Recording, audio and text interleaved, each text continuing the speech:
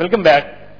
عمران، ابھی ہمیں سارا انصاف اور سارا قانون کی حکمرانی اور سارا انصاف جو ہے وہ سپریم کورٹ اور ایک شخص کے گرد گھومتا نظر آ رہا ہے. اس طریقے سے پالیٹکس میں ایک آدمی کے گرد یہ چیزیں گھوم رہی ہیں، اسی طریقے سے افتخار چودھری کے گرد جو ہے وہ ہمیں سارا انصاف گھومتا نظر آ رہا ہے. اس عام آدمی کو جو نیچے کے لیول پہ ہے، جو کچہری جاتا ہے، اس کے لیے تو ابھی بھی کچھ تبدیل نہیں ہوا. نہیں دیکھیں نا، جو سارا سسٹم ہمارا بنا ہوا ہے، یہ سارا سسٹم ہی بنا ہوا ہے عام آدمی کو دبانے کے لیے. یہ سسٹم بنا ہوا ہے کمزور کو، طاقتور کو. ساری ہماری عدالت بھی طاقتور کو سپورٹ کرتی ہے، پولیس بھی کرتی ہے طاقتور مجرم کو. کمزور کے تحفظ میں کوئی نہیں ہے، تو قانون ہی نہیں ہے. جنگل کا قانون ہے نا. قانون کا مطلب ہوتا ہے کمزور کو طاقتور سے تحفظ. کیا اناؤنس فرض کریں آپ کل آ جاتے ہیں تو کیا اناؤنس کریں گے آپ؟ سب سے پہلے تو اس ملک کے اندر جو عدلیہ ہوگی اس کی الیکشن کا کوئی پولیٹیشن سے تعلق نہیں ہوگا، اور وہ کوئی بھی جو اس ملک کی عدالتیں ہوں گی وہ سارے قانون کے نیچے ہوں گے. یعنی کہ یہ جو ڈرامہ آپ دیکھ رہے ہیں نہ روکا، یہ نہیں ہوگا.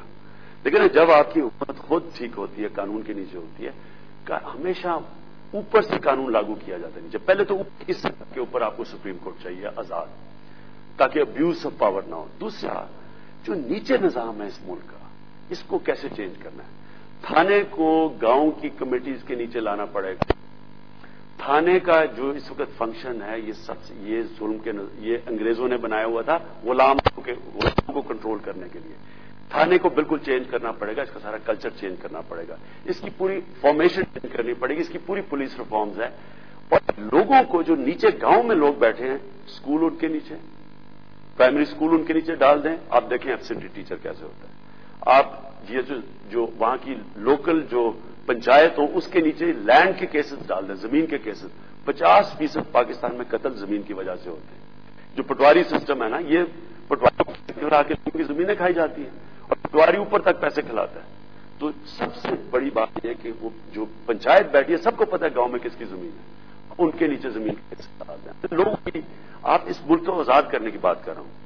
جو طرح یہ مائکرو فائنانس لے آئیں لوگوں کے لیے، تاکہ گاؤں کے سطح کے اوپر لوگوں کو پیسے مل جائیں، اپنے پیر پہ کھڑا ہو، انٹرپرینور ہو جائیں. چوتھی چیز آپ نے کیا کرنی، کوئی بھی اس ملک کے اندر جو آپ کی گاؤں کی کاؤنسل ہے، مثلا لوکل باڈی سسٹم ایسے ریوائو کریں کہ یونین کاؤنسل کا ناظم کو الیکٹ کروائیں اور ہر گاؤں کی ریپرزینٹیشن وہاں ہو جائے.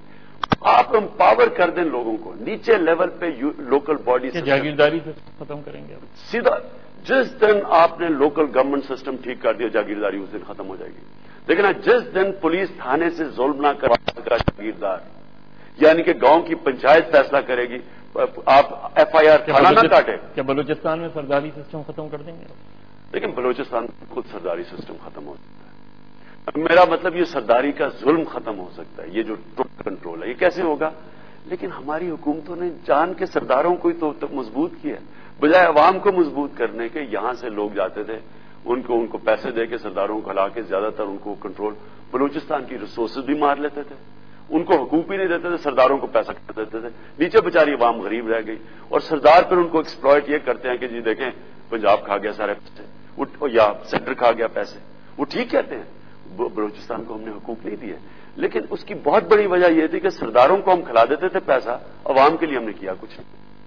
تو آپ کو اس کے لیے ایک جینوئن ڈیموکریٹک بلوچستان میں ریفارمز کی ضرورت ہے. اقوامی سطح پہ کیا کریں گے؟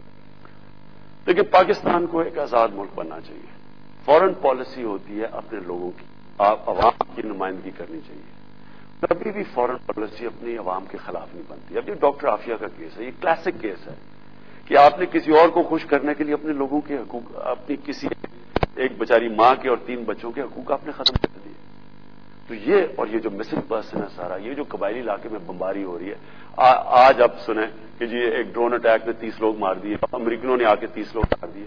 ہمارے سے بالکل کون سا ملک اجازت دیتا کہ ایک طرف آپ کی 40 لاکھ فوج ان کے لیے لڑ رہی ہے، وہ آپ کے لوگوں کو بھی بمباری کر رہے ہیں، اوپر تک اپنے ملک میں بھی آ کے مار رہے ہیں، اور ریٹیلیشن میں آپ کے لوگ پھر آپ کی فوج اور پولیس کو مار رہے ہیں. سمجھتے ہیں یہ حکومت کا فیصلہ ہے یا فوج کا فیصلہ ہے؟ دیکھیں نا، ہم تو حکومت کو بلیم کریں گے. جب مشرف تھا تو ہم فوج کو بلیم کرتے تھے اور مشرف کو کرتے تھے جب CNC تھا.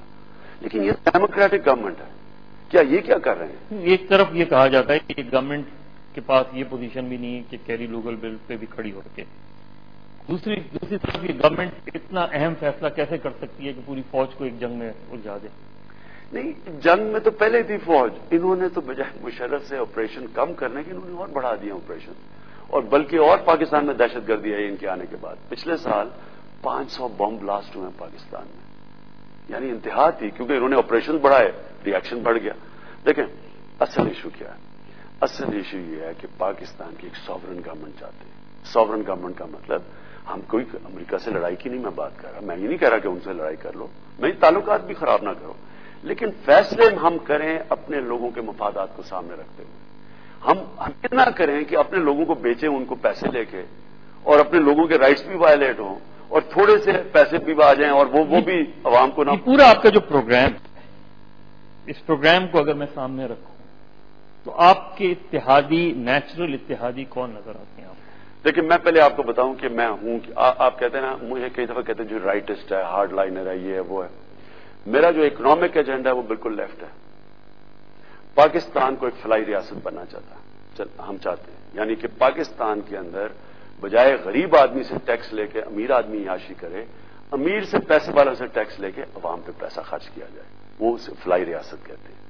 اس وقت پاکستان میں امیر لوگ ٹیکس نہیں دیتے، طاقتور ٹیکس نہیں دیتے، پولیٹیکل لیڈرز ٹیکس نہیں دیتے، یہاں بڑے بڑے پولیٹیشینز کی دولت باہر پڑی ہے، جائیدادیں باہر پڑی ہیں جو انہوں نے کوئی ڈکلیئر نہیں کی ہوئی، کوئی ٹیکس نہیں دیا ہوا اس کے اوپر۔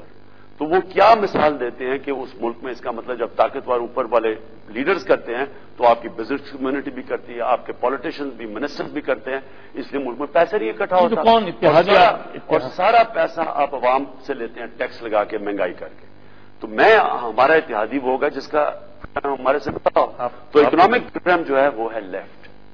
آپ کے اتحادی کون نظر آتے ہیں اس وقت ملک میں؟ آپ کو آپ کے اتحادی جماعتیں کون سی نظر آتی ہیں جن سے آپ الیکٹورل الائنس کر سکتے ہیں؟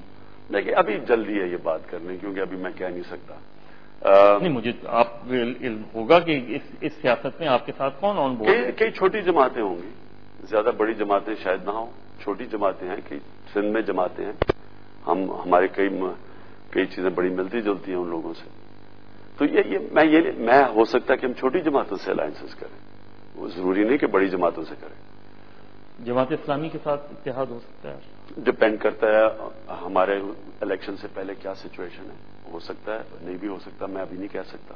اور یہ جو مسلم لیگ کے نئے گروپس بن رہے ہیں، دیکھیں ان میں گروپس میں ہو سکتا ہے کہ کسی گروپ سے ہو بھی سکے، میں ابھی نہیں کہہ سکتا، کیونکہ ادھر خود ہی نہیں کسی کو پتا کیا ہو رہا ہے ابھی تو ہمیں نہیں پتا، کیونکہ مسلم لیگ تو ہر سال کوئی کتنی بنتی ہیں، پھر کتنی کم ہو جاتی ہیں، پھر بن جاتی ہیں، یعنی کہ نظریہ تو مجھے ابھی تک کوئی نہیں نظر آیا نا۔ یہ تو الائنسز آف کنوینئنس ہے، یہ تو پاور پالیٹکس ہو رہی ہے کہ ہم کیسے پاور میں آ سکتے ہیں پھر سے۔ تو یہ اس میں تو کوئی نظریہ نہیں ہے۔ میری جماعت نظریاتی جماعت ہے، پاکستان میں ایک نظریے کے تحت چینجز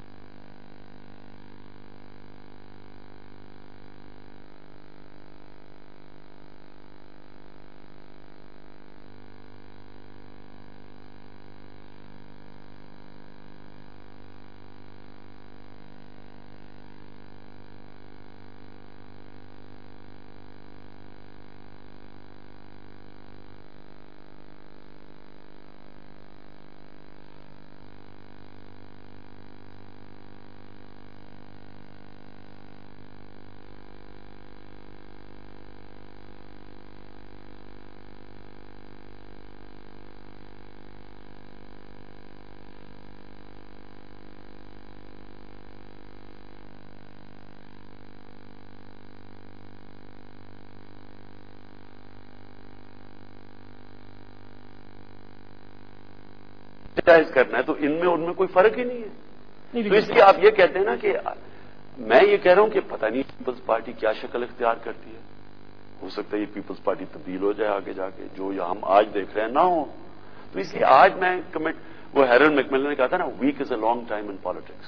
آپ کو نہیں پتا کہ کیا آگے ہونے والا ہے, اور پاکستان میں تو بالکل ہی ہمیں نہیں پتا کہ ایک مہینے کا کیا ہونے والا ہے.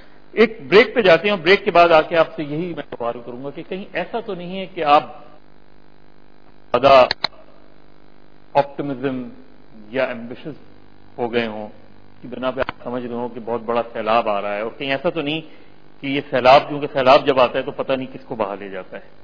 ایسا تو نہیں ہے کہ آپ کی پوری سیاست اس سیلاب میں بہہ جائے. اس سے بات کریں گے ایک بریک کے بعد.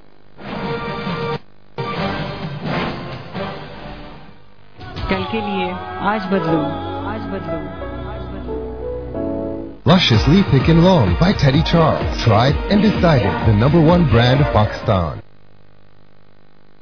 اب موبلنگ جاز لایا ناقابل یقین آفر جس پر ملے فری کالز پورے 24 گھنٹے non stop 3 friends and family number پر. تو ابھی جاز 1 پیکج پہ آ کر *08# ملائیں اور روزانہ صرف ₹6.99 میں